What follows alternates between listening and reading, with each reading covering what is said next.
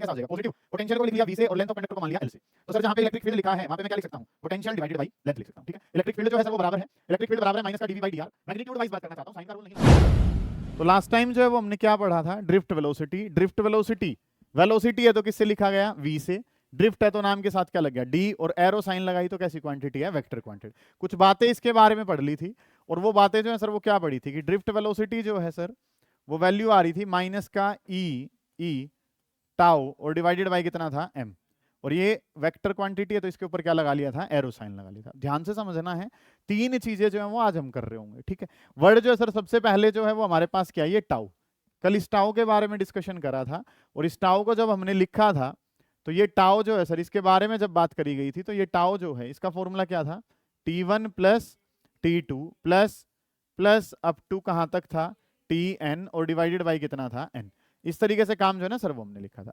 Tau के बारे में बात करनी थी तो सम ऑफ ऑब्जर्वेशंस डिवाइडेड बाई क्या है, नंबर ऑफ ऑब्जर्वेशंस। तो ये जो वर्ड है सर ये तो क्या शो करता है, एवरेज को शो करता है। ठीक है, टाइम का एवरेज जो है ना सर वो ये हमने लिया था, है ना। ये जो वर्ड है सर ये हमने क्या लिखा था, एवरेज टाइम लिखा था। एवरेज टाइम क्यों था, क्योंकि sum of observation divided by क्या था, नंबर ऑफ ऑब्जर्वेशन। और इसके साथ एक वर्ड हमने दे दिया था एवरेज रिलैक्सेशन टाइम। हमने जो नाम रखा था सर वो क्या रखा था, एवरेज रिलैक्सेशन टाइम।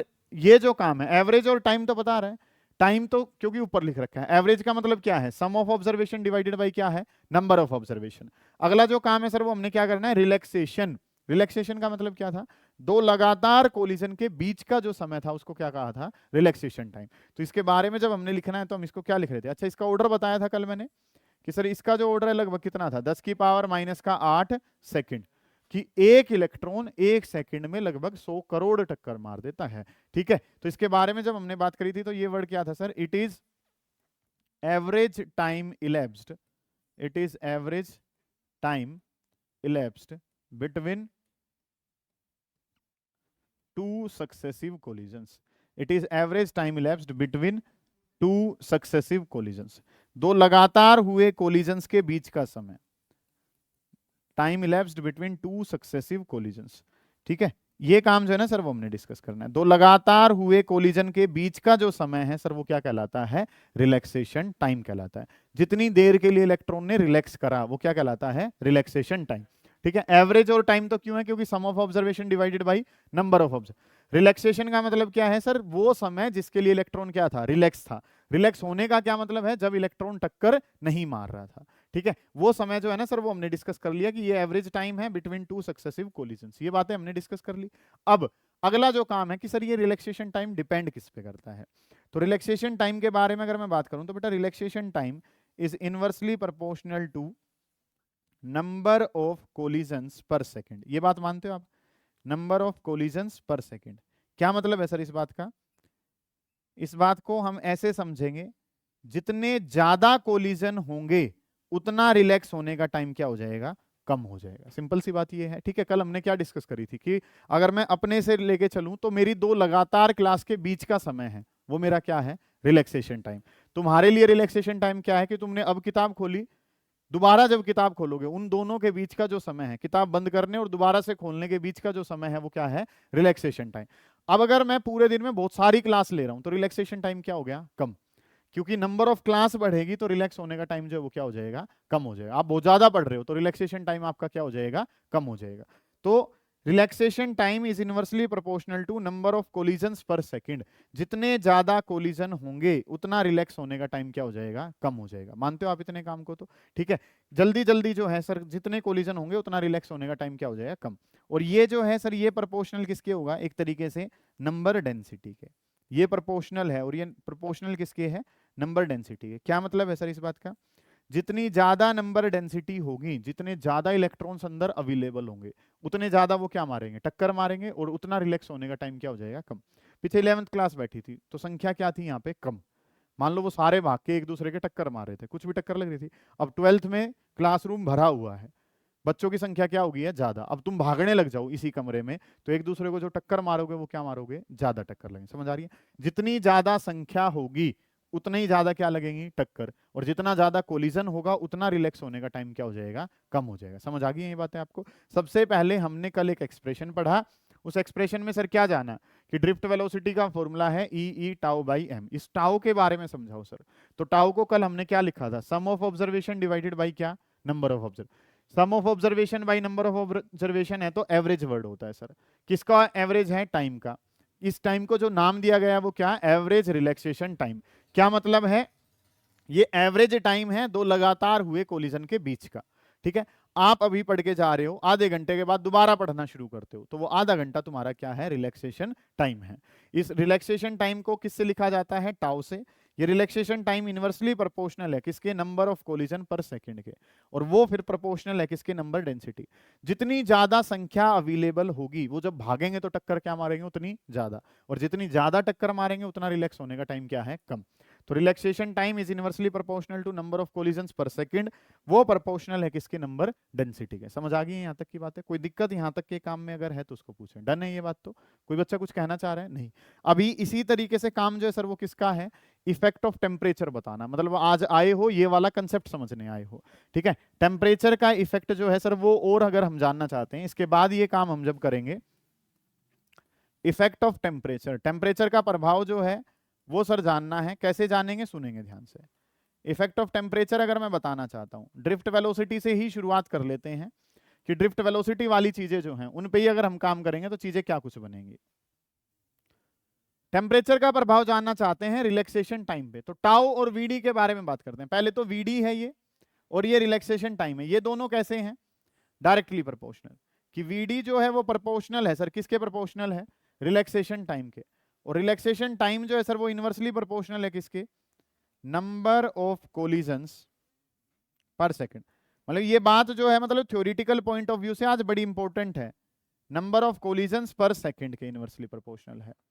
और ये जो है ये प्रोपोर्शनल किसके जाता है, टेम्परेचर के। ध्यान से समझें, 11th क्लास में हमने क्या पढ़ा था, टेम्परेचर के बढ़ाने से इलेक्ट्रॉन्स की एनर्जी बढ़ जाती है। एनर्जी बढ़ेंगे तो ज्यादा भागेंगे, ज्यादा भागेंगे तो ज्यादा टक्कर मारेंगे, वो काम है। या सिंपल सा काम पहले अपने से लेके चले, मान लो आप जो है वो एसी में ना सो के बाहर सो रहे हो रात के टाइम, तो टेम्परेचर कम है, आराम से सो पाओगे। सुबह के टाइम जैसे जैसे सूर्य देवता प्रकट होंगे तो क्या बढ़ता जाएगा, टेम्परेचर।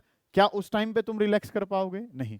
मतलब कि टेम्परेचर के बढ़ाने से रिलैक्स होने का टाइम क्या हो जाता है, कम हो जाता है। ठीक है, अभी थोड़ी देर के लिए लाइट गई थी, एसी बंद हो गए थे, तो रिलैक्स नहीं कर पा रहे थे, रिलैक्सेशन टाइम क्या हो गया था, कम हो गया था। ठीक है, वही काम है कि सर टेम्परेचर बढ़ाते हैं, टेम्परेचर के बढ़ाने से क्या होता है, इलेक्ट्रॉन्स या चार्ज कैरियर क्या लेते हैं, एनर्जी। एनर्जी बढ़ेगी तो वो क्या करेंगे, ज्यादा कोलिजन करेंगे, ज्यादा कोलिजन करेंगे तो क्या होगा सर, रिलैक्सेशन टाइम कम, और रिलैक्सेशन टाइम कम तो सर ड्रिफ्ट वेलोसिटी भी क्या हो जाएगी, कम। हद ज्यादा बार सवाल पूछा गया, टेम्परेचर के बढ़ाने से रिलैक्सेशन टाइम पे क्या प्रभाव पड़ता है, तो टेम्परेचर के बढ़ाने से रिलैक्सेशन टाइम क्या हो जाता है, कम, और रिलैक्सेशन टाइम कम हो जाता है तो सर ड्रिफ्ट वेलोसिटी भी क्या हो जाती है, कम हो जाती है। ये बात जो है वो हमने पढ़नी है, इस बात को, ये बड़ी इंपॉर्टेंट बात है, इस आज आए हो ये बात पढ़ने के लिए आए हो कि ड्रिफ्ट वेलोसिटी और टेम्परेचर जो है सर वो कैसे हैं, inversely proportional to each other. ये वाली बात उतार चुके, जल्दी उतारें इसको, फिर अगले वाले काम पे हम चलेंगे। ठीक है, ये कंसेप्ट जो है वो हमने पढ़ लिया। आज की टोटल 3 या 4 बातें हैं, एक बात हमने कर ली। पहला जो काम आज की क्लास में करा वो क्या, टेम्परेचर का ड्रिफ्ट वेलोसिटी पे क्या प्रभाव है। बेटा टेम्परेचर बढ़ाते हैं ड्रिफ्ट वेलोसिटी क्या हो जाती है, कम हो जाती है। एक बात क्लियर होगी है, अब अगले वाले काम पे चलेंगे।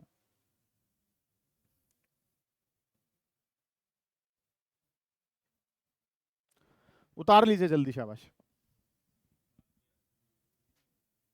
हो गया, कर लो बेटा, कर लो, जल्दी कर लो, शाबाश।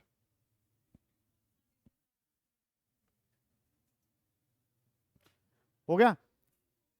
अब जो है ड्रिफ्ट वेलोसिटी का फॉर्मूला जो है, अभी इन फॉर्मूले के बेसिस पे ही हमने काम आगे बढ़ाना है कि ड्रिफ्ट वेलोसिटी के बारे में अगर मैं बात करता हूं तो ड्रिफ्ट वेलोसिटी जो है सर वो क्या है, माइनस ई टाउ और डिवाइडेड बाई कितना है, एम। ये फॉर्मूला हमने पढ़ा है, ये फॉर्मूला किसके लिए पढ़ा है हमने, ड्रिफ्ट वेलोसिटी के लिए, minus e tau divided by m. ये तो किसकी टर्म में फॉर्मूला बेटा, इलेक्ट्रिक फील्ड की टर्म में। मैं पोटेंशियल की टर्म में जाना चाहता हूं, ठीक है, ये हमारा आज का सेकंड काम होगा इन टर्म्स ऑफ पोटेंशियल, कि हम बात करना चाहते हैं, और किसकी टर्म में बात करना चाहते हैं, इलेक्ट्रिक पोटेंशियल की टर्म में, in terms of electric potential. Electric potential की टर्म में अगर मैं काम करना चाहता हूं तो इलेक्ट्रिक पोटेंशियल की टर्म में डाटा जो है वो कैसे चलेगा, सुनिए ध्यान से। ये फॉर्मूला अभी किसकी टर्म में निकाल रखा है, इलेक्ट्रिक फील्ड। बार बार इसको इस्तेमाल करेंगे किसकी टर्म में, इलेक्ट्रिक पोटेंशियल। तो उसको जो है वो मैं स्पेशली डिजाइन ही करवा देता हूं, सुनिए ध्यान से। हमने इलेक्ट्रिक फील्ड का फॉर्मूला पढ़ रखा है सर, इलेक्ट्रिक फील्ड का फॉर्मूला क्या पढ़ा था बताओ, minus dv divided by d r. ये फॉर्मूला हम सब ने पढ़ रखा है, बोर्ड पे सिर्फ ध्यान दें, लिखे ना अभी इस टाइम पे। इलेक्ट्रिक फील्ड का फॉर्मूला हमने पढ़ रखा है minus dv by d r, बार बार यूज भी करा है कैपेसिटर में। मान लो मैं मॉड्यूलस साइन में काम करता हूं तो साइन कैसा हो जाएगा, पॉजिटिव। पोटेंशियल को लिख लिया V से और लेंथ ऑफ कंडक्टर को मान लिया L से। तो सर जहां पे इलेक्ट्रिक फील्ड लिखा है वहां पे मैं क्या लिख सकता हूं, पोटेंशियल डिवाइडेड बाई लेंथ लिख सकता हूं। ठीक है, इलेक्ट्रिक फील्ड जो है सर वो बराबर है, इलेक्ट्रिक फील्ड बराबर है माइनस का dv by d r. Magnitude wise बात करना चाहता हूं, साइन का रोल नहीं लाना चाहता हूं, तो इसका क्या लगा लिया, मॉड्यूलस। मॉड्यूलस लगाया तो सर ये क्या बन जाएगा, पॉजिटिव। पोटेंशियल जो लगा रखा है, पोटेंशियल डिफरेंस कितना है V, और जो लेंथ ऑफ कंडक्टर है सर वो किसके बराबर है, L। तो E किसके बराबर है, V बाई L। तो जहां पे E लिखा है सर वहां पे क्या लिख सकता हूं, जहां पे इलेक्ट्रिक फील्ड लिखा है वहां पे क्या लिख सकता हूं, पोटेंशियल। तो ड्रिफ्ट वेलोसिटी जो है, ध्यान से समझेंगे, ड्रिफ्ट वेलोसिटी माइनस की जगह माइनस, E की जगह E, टाउ की जगह टाउ, M की जगह M। और जहां पे इलेक्ट्रिक फील्ड लिखा है, इलेक्ट्रिक फील्ड की जगह मैं लिखना चाहूं तो मैं क्या लिख सकता हूं, potential divided by length. Electric field की जगह अगर मैं लिखना चाहूं तो यहाँ पे पोटेंशियल डिवाइडेड बाय लेंथ। तो ये ड्रिफ्ट वेलोसिटी का फॉर्मूला कल किसकी टर्म में पढ़ के गए थे, कल पढ़ के गए थे इलेक्ट्रिक फील्ड की टर्म में, आज किसकी टर्म में लिख रहे हो, पोटेंशियल डिवाइडेड बाय लेंथ के। ठीक है, इस तरीके से काम जो है ना वो हमने करना है। उतारो इस वाले काम को, दो काम हो चुके हैं, ये काम जो हमने पढ़ लिया, दो काम हो चुके हैं आज के। डेली का काम इसी तरीके से आपने डिफरेंशिएट करना है कि आज एक बात ये पता चली, दो ये पता चली, डेली की क्लास में 4 बात याद कर ली, काम खत्म हो जाएगा। ठीक है, और वो बात मैं आपको बता ही चुका हूं कि आपने काम करना कैसे। सुनिए ध्यान से, अब अगला जो काम है सर वो हमने एक नया वर्ड पढ़ना है। इस वर्ड के पीछे बहुत सारी चीजें जो है ना वो आपके पास अवेलेबल है, कि काम जो है सर वो हमने क्या करना है। एक वर्ड मेरे पास है और एक वर्ड जो है वो हमारे पास क्या है, मोबिलिटी हमारे पास है। एक वर्ड हमने पढ़ना है और वो वर्ड जो है सर वो मेरे पास क्या है, मोबिलिटी। और इस मोबिलिटी को लिखा जाता है म्यू से। सभी बच्चों का ध्यान बोर्ड पे हो जब मैं ये टॉपिक करवा रहा हूँ, यहाँ से सवाल बनता है। प्लस अगली जो बात है कि हमारे बहुत सारे सवाल जिनको हम पहले कर चुके हैं, मैंने कहा था आने वाले टाइम में पढ़ेंगे, तो आने वाला टाइम आ चुका है, इस पर ध्यान देना है आपने। मोबिलिटी, मोबिलिटी का मतलब किससे है, मोबाइल से। किससे मतलब है, और मोबाइल का मतलब किससे है, मोशन से। फोन से मतलब नहीं है, मतलब है किससे, मोशन से। मोबाइल का मतलब जिसका चलना आसान हो। ठीक है, which one is more mobile, मतलब कि कौन आसानी से चल सकता है। मोबिलिटी का मतलब किससे है, मोबाइल से। और मोबाइल का मतलब किससे है, ईज ऑफ मोशन से। ईज ऑफ मोशन का क्या मतलब है सर, कोई कितनी आसानी से मूव कर सकता है। मैं इसकी डेफिनेशन वगैरह लिखवाऊंगा, अभी बोर्ड पे ध्यान दे, बस पढ़ें अभी तो खाली, कि मोबिलिटी जो है सर वो क्या होती है, कैसे हम इसको डिफाइन करते हैं। तो mobility is defined as, mu is defined as ratio of drift velocity to the electric field. काम जो बेटा वो आपने क्या करना है, ध्यान से समझे। ड्रिफ्ट वेलोसिटी को किससे डिवाइड कर दिया जाता है, इलेक्ट्रिक फील्ड से। तो आंसर जो है सर किसका बन जाता है, मोबिलिटी का। अब अगला काम जो है वो सवाल पूछता है आपसे कि मोबिलिटी और इलेक्ट्रिक फील्ड में क्या रिलेशन है। ठीक है, उस बात को हम अगले वाले स्टेप से बताएंगे, क्योंकि ड्रिफ्ट वेलोसिटी का फॉर्मूला मैग्नीट्यूड वाइज लिखूं तो क्या है, ई टाउ डिवाइडेड बाई कितना है, एम। और किससे और डिवाइड हो गया, ई से। ई से ई कैंसिल हो गया, तो सर आंसर क्या रहेगा, ई टाउ डिवाइडेड बाई एम। अब बताओ कि इलेक्ट्रिक फील्ड पे कैसे डिपेंड कर रहा है, डिपेंड ही नहीं कर रहा सर। तो आपने पूरा एक्सप्रेशन सोल्व करना है। वो पूछता है बार बार इस बात को कि ड्रिफ्ट वेलोसिटी पे इसका मोबिलिटी पे इलेक्ट्रिक फील्ड का क्या प्रभाव है। तो सर मोबिलिटी जो है वो इलेक्ट्रिक फील्ड पे डिपेंड करती नहीं है। क्या फॉर्मूले में कहीं इलेक्ट्रिक फील्ड आया हुआ है, नहीं आया हुआ, तो उस पर वो डिपेंड नहीं करे। क्या कहीं पोटेंशियल बन पाएगा, नहीं बन पाएगा। तो सर ना तो वो किस पे डिपेंड करती, पोटेंशियल पे, ना वो किस पे डिपेंड करती, इलेक्ट्रिक फील्ड पे। ठीक है, चाहे 5 वोल्ट की बैटरी है चाहे 10 वोल्ट की बैटरी है, मोबिलिटी क्या रहेगी, सेम। क्योंकि यहां से क्या हट चुका है, पोटेंशियल हट चुका है। दोबारा देख लो, ध्यान से समझो। हमने एक डिफाइन करना है टर्म जिसका नाम क्या है, mobility. Mobility is denoted by letter mu. Mobility का में क्या वर्ड आया हुआ है, मोबाइल। मोबाइल का मतलब किससे है, मोशन से। कौन ऑब्जेक्ट कितनी आसानी से मूव कर सकता है, वो उसकी क्या कहलाती है, mobility. How do you define this, ratio of drift velocity to the electric field. Drift velocity का formula e tau divided by M.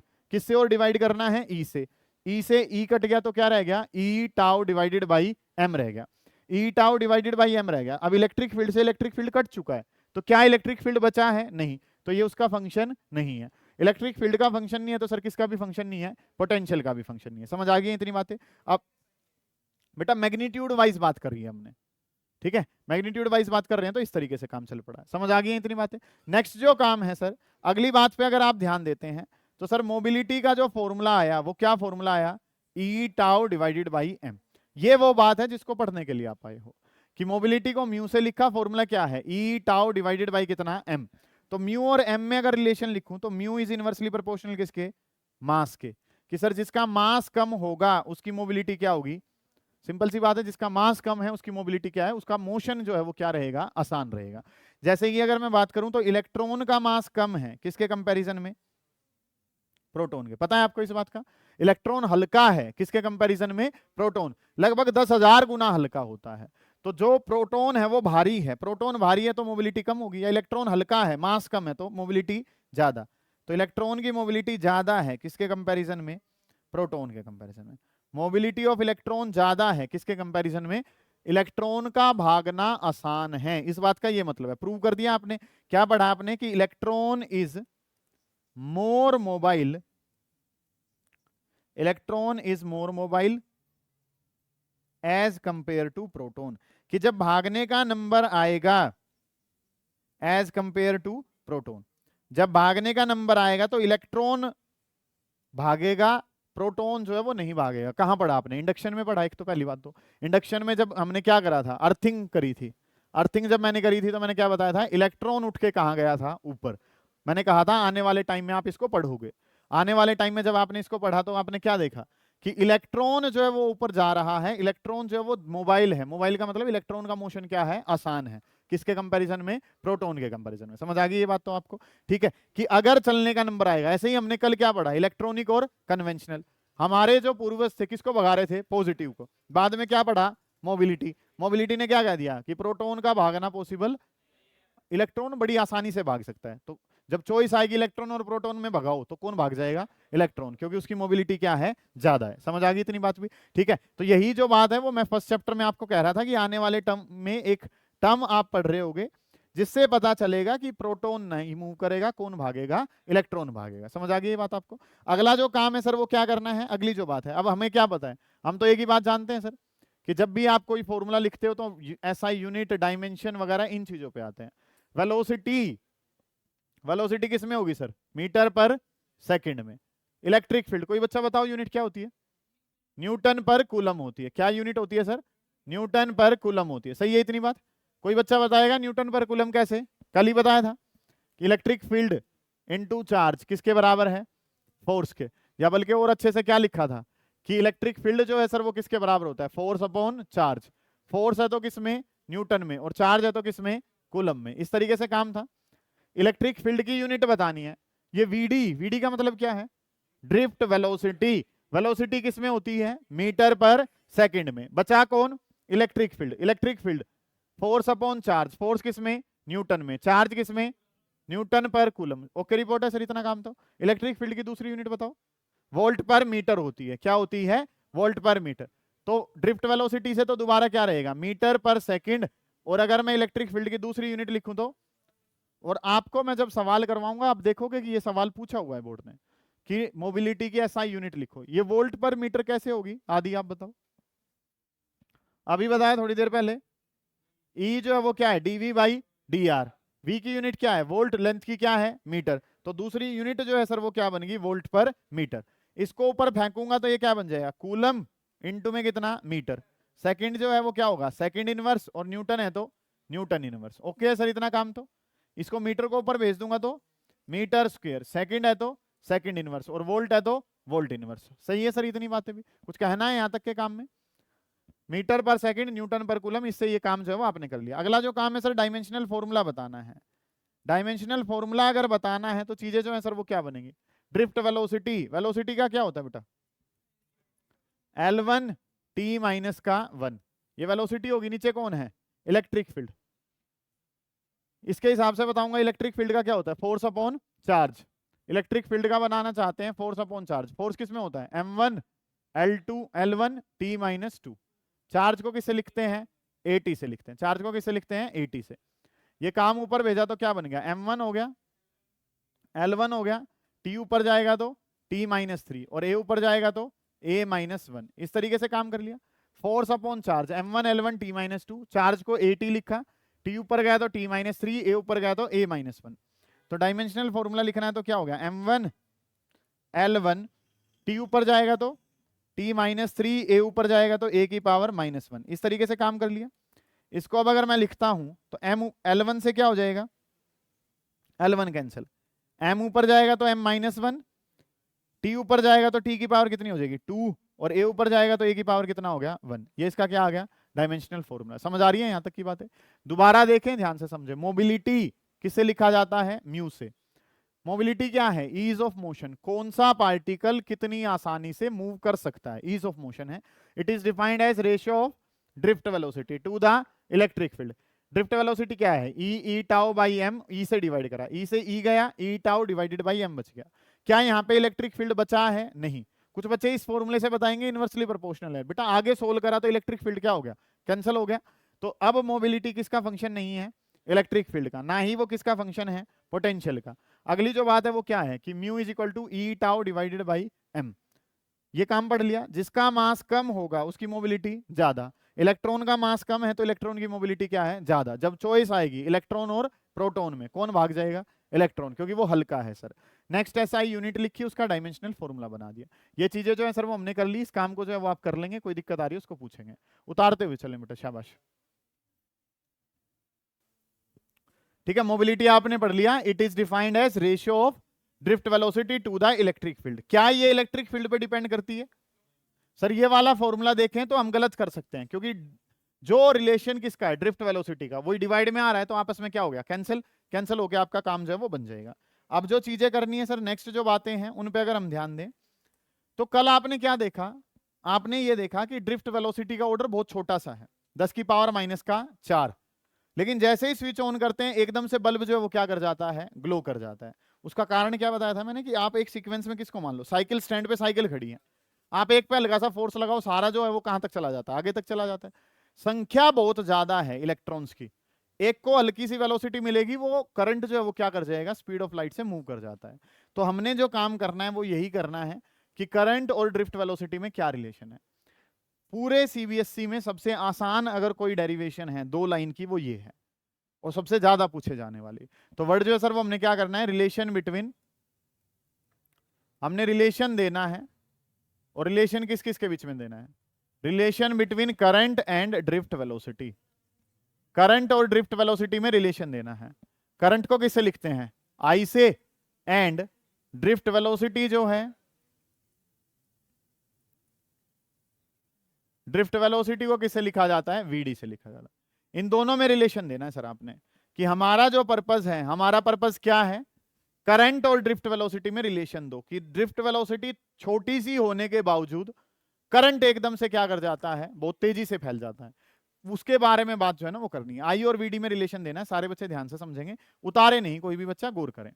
कि सर हमारे पास मान लो ये कोई भी एक कंडक्टर है, इस कंडक्टर के बारे में काम जो है ना वो हमने करना है। ये कंडक्टर है, कंडक्टर की लेंथ जो है सर वो किसके बराबर है, एल के बराबर है।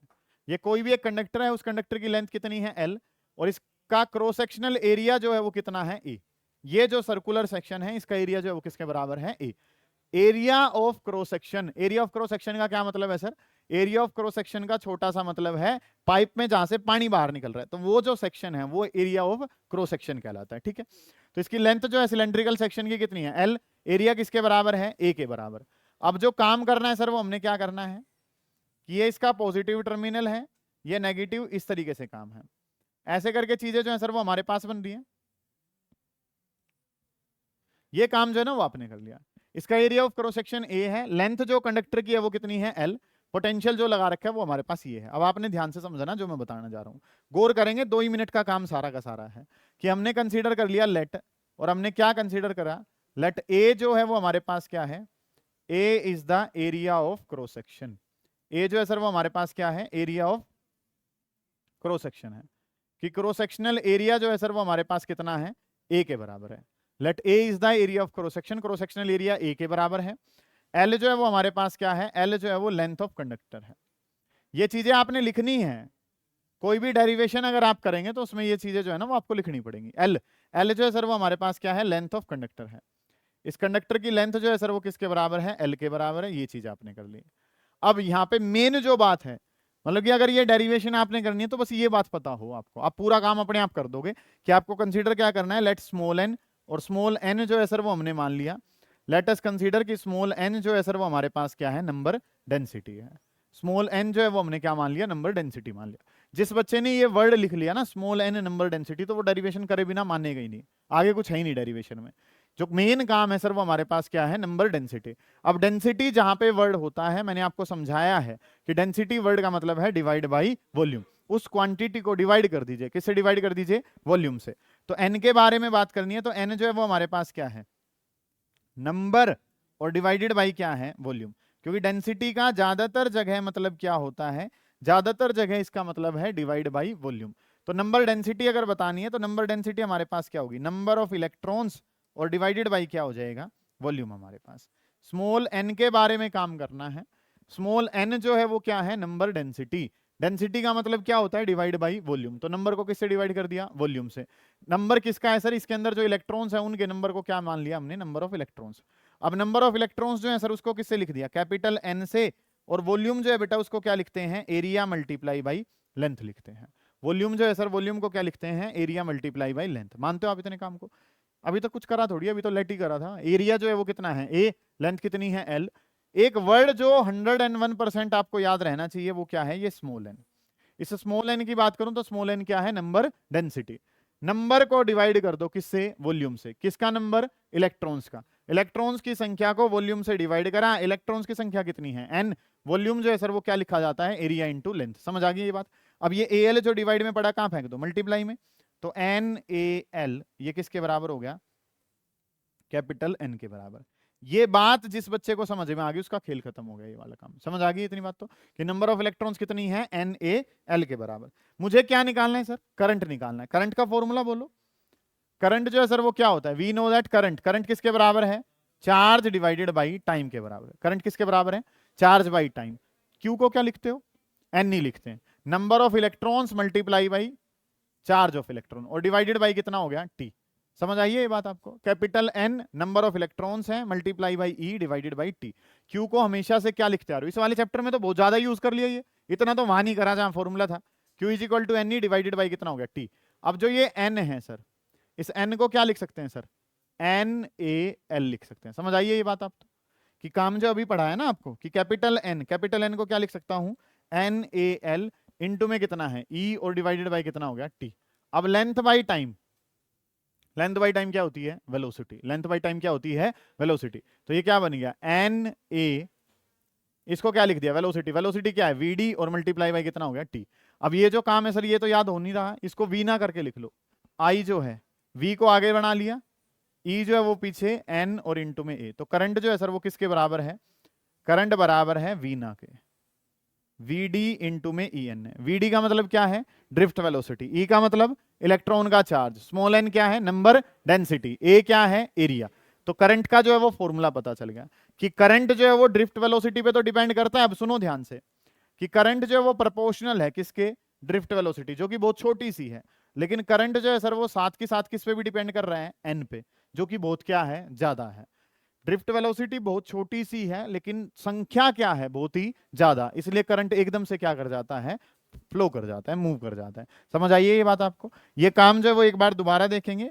ये रिलेशन बहुत ज्यादा बार पूछा जाता है, करंट और ड्रिफ्ट वेलोसिटी में रिलेशन दो, और ये रिलेशन जो है आई इक्वल टू किसके बराबर है, वी ना के बराबर है। करंट किसके बराबर है, वी ना के। ये काम जो है ना वो आपने करना है कि चीजें जो है वो क्या करनी है। A area of cross section है, कौन सा एरिया ऑफ क्रॉस सेक्शन, ये सर्कुलर जो सेक्शन है ये क्या है, एरिया ऑफ क्रॉस सेक्शन। इस कंडक्टर की जो लेंथ है सर वो किसके बराबर है, एल।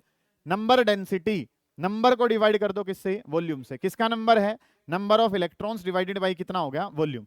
वॉल्यूम को एरिया इंटू लेंथ, इलेक्ट्रॉन्स की संख्या कैपिटल एन। ए एल को ऊपर भेजा, एन ए एल किसके बराबर है, कैपिटल एन। आगे तो कुछ है ही नहीं सर, करंट के बारे में जानना है। Q divided by T, Q को क्या लिखा, एन ई डिवाइडेड बाई कितना हो गया, टी। एन को n A l, length by time क्या होती है, वेलोसिटी। वो याद नहीं होगा सर, कुछ रह जाएगा कुछ नहीं रहेगा। वी ना याद कर लिया, वी ई एन ए, काम खत्म हो जाएगा हमारा। समझ आ गई ये बात, कुछ भी नहीं है, बड़ा बेसिक सा पोर्शन है, उतारें। चारों काम जो है वो आज के कंप्लीट हो गए हैं। चलिए जी, अब ये दो काम आपने कर लिए, करंट का फॉर्मूला आ गया, और करंट का फॉर्मूला जो है सर वो किसके बराबर है, वी ना के बराबर है। ये बात जो है ना वो हमने जान ली। अब सुनिए ध्यान से, अब तक के काम के अनुसार, मतलब अब आगे काम नहीं कर रहे हैं, बस एक छोटा सा कंक्लूजन जो आपने समझना है यहाँ पे। आपने दो फॉर्मूले पढ़ लिए, एक किसका पढ़ लिया ड्रिफ्ट वेलोसिटी का, और एक किसका पढ़ लिया करंट का। ड्रिफ्ट वेलोसिटी का जो फॉर्मूला पढ़ा सर, ड्रिफ्ट वेलोसिटी का फॉर्मूला जो पढ़ा वो क्या है, ई टाउ और डिवाइडेड बाय कितना, एम। अगर मैग्नीट्यूड वाइज बात करें, हम साइन को इंक्लूड ना करें तो ड्रिफ्ट वेलोसिटी का जो फॉर्मूला पढ़ा था वो फॉर्मूला किसके बराबर है, ई टाउ डिवाइडेड बाय कितना, एम। अगर मैं इलेक्ट्रिक फील्ड की बात करूं तो इलेक्ट्रिक फील्ड जो है सर वो क्या था, वो हमने लिख लिया था अभी थोड़ी देर पहले, और इसको लिखा था पोटेंशियल डिवाइडेड बाय लेंथ पढ़ लिया था, इतनी बात भी कर ली थी। ये दोनों काम पढ़ लिया आपने कि ड्रिफ्ट वेलोसिटी का फॉर्मूला, ड्रिफ्ट वेलोसिटी का फॉर्मूला है e tau divided by M. जो इलेक्ट्रिक फील्ड है सर उसको मैं क्या लिख सकता हूं, पोटेंशियल डिवाइडेड बाय लेंथ लिख सकता हूं। अभी थोड़ी देर पहले आपने क्या पढ़ा, करंट का फॉर्मूला, करंट का क्या फॉर्मूला पढ़ा, वी ना वी डी इंटू में कितना, ई ना हमारे पास। ये जो फॉर्मूला है सर वो किसका था, करंट का। करंट किसके बराबर है, वी ना के, वी ई एन ए के बराबर है। जहां पे वी डी लिखा है वहां से यहां से उठा के वो वैल्यू वहां रख दूं। इस वाले को अगर मैं क्या कह दूं, फर्स्ट, मतलब कि ये जो काम है हम कुछ अलग नहीं कर रहे, हमने जो पढ़ा है बस उसी को ही गोल मोड़ कर रहे हैं कुछ ना कुछ, कि ड्रिफ्ट वेलोसिटी क्या है, ये फॉर्मूला है, ड्रिफ्ट वेलोसिटी वहां दिख रही थी उसमें पुट कर दिया सर इसको। ये जो है हमारे पास क्या होगी, सेकंड इक्वेशन है, पुट फर्स्ट इनटू सेकंड। सुनिए ध्यान से, फर्स्ट इन सेकंड, फर्स्ट को सेकंड में पुट कर दूं तो करंट, करंट का फॉर्मूला जो है sir I is equal to v d की जगह क्या है, e v tau divided by कितना, एम एल, इनटू में कितना है, ई ना, ई एन ए हमारे पास। कोई बात है सर, आपने तो छोटे छोटे से फॉर्मूले पढ़े हैं, उतारे नहीं, समझे ध्यान से, कुछ भी नहीं है, बड़ी बेसिक सी चीजें हैं कि सर हमने ड्रिफ्ट वेलोसिटी का फॉर्मूला पढ़ रखा है e tau divided by M. जहां इलेक्ट्रिक फील्ड लिखा है वहां क्या लिख दिया, पोटेंशियल डिवाइडेड बाई लेंथ लिख दिया। अब जो काम है सर करंट, करंट का फॉर्मूला क्या है, वी ना, वीडी को क्या लिखा, जो वैल्यू थी वो उठा के यहां पे रख ली। अब सुनो ध्यान से कि अगर मैं इसमें काम करता हूं तो आई को मैंने आई लिखा इज इक्वल टू, ध्यान से समझेंगे, वी को थोड़ा सा मैं पीछे लिख लेता हूं, ये जो वी है इसको मैंने कहां कर लिया, थोड़ा सा पीछे, ई इंटू ई करा तो e square N A divided by कितना, एम एल, और ये और साथ में क्या है, टाउ है। इन चीजों को इस तरीके से लिख सकता हूं मैं कि काम जो है वो हमने क्या करना है, करंट, करंट का फॉर्मूला जो ये पोटेंशियल इसको कहां कर दिया, पीछे, ये ई इंटू ई करा तो e square N A tau divided by कितना, एम एल। इस तरीके से चीजें हैं। अब करंट की पावर कितनी है, 1, और पोटेंशियल की पावर भी कितनी है, 1। ये कहां पढ़ा आपने, current is directly proportional to potential, क्या है ये, ओम्स लॉ है, बहुत बढ़िया। वहां पे ओम्स लॉ पढ़ा था, आज ओम्स लॉ क्या कर दिया, प्रूव कर दिया आपने। ठीक है, यहां से अगर मैं बात करता हूं तो करंट जो है सर वो डायरेक्टली प्रोपोर्शनल है, किसके प्रोपोर्शनल है, पोटेंशियल के, कि करंट कितना फ्लो करेगा, जितना ज्यादा क्या रहेगा, पोटेंशियल। और ये जो है सर ये हमारे पास क्या है, ओम्स लॉ है। ये जो वर्ड है सर वो हमारे पास क्या है, ओम्स लॉ। इतना काम जो है ना सर वो हमने कर लिया। इसके बारे में और डिस्कशन करेंगे, इतने पार्ट को उतार लो बस।